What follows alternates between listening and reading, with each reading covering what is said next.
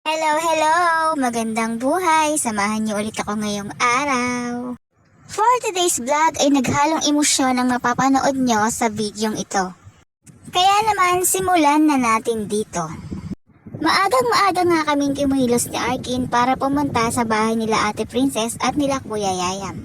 Dahil ngayong araw nga ang kanilang pag-alis papunta sa ibang bansa.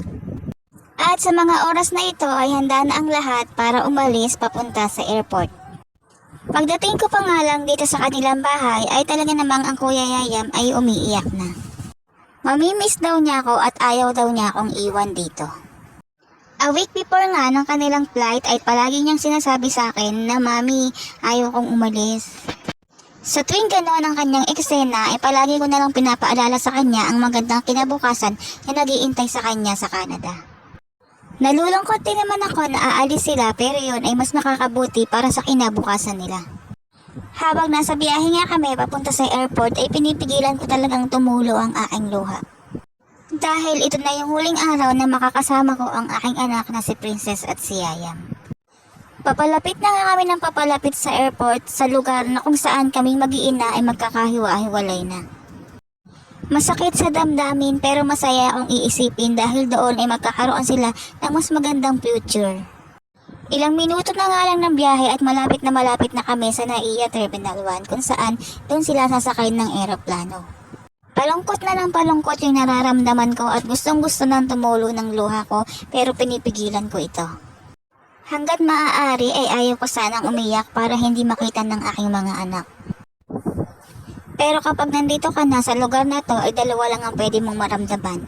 Una ay kasiyahan dahil makikita mo na yung matagal mo nang iniintay. At pangalawa ay malulungkot ka dahil aalis na ang inyong minamahal sa buhay. Nandito na nga kami sa airport at pinipigilan ko pa rin talagang maiyak dahil nga sa ayaw kong makita ito ng aking mga anak. Pero sadyang kahirap pigilan ng luha na gustong kumawala. Lalo na kapag nakita mo na ang iyong anak na lumuluha. Very emotional nga ang aming Kuya Yayam sa mga pagkakataon na ito ay talaga namang tulo ng tulo ang kanyang luha. Hanggang sa hindi ko na rin napigilan ang pugso ng damdamin ko at talaga namang nag-iyakan na kaming mag-iina dito.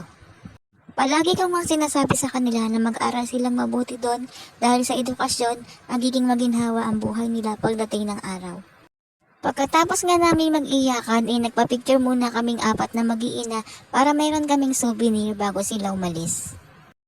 Mamimiss ko nga kayong dalawa, Ate Princess at Kuya Yaya, mag-aral kayong mabuti at wag na wag niyo kakalimutan yung mga pangaral ng Mami. Hanggang sa muli nating pagkikita mga anak, mag-ingat kayo palagi doon, mahal na mahal ko kayo at sana wag niyo kaming kakalimutan ni Arkin dito. Ingat kayong dalawa, I love you.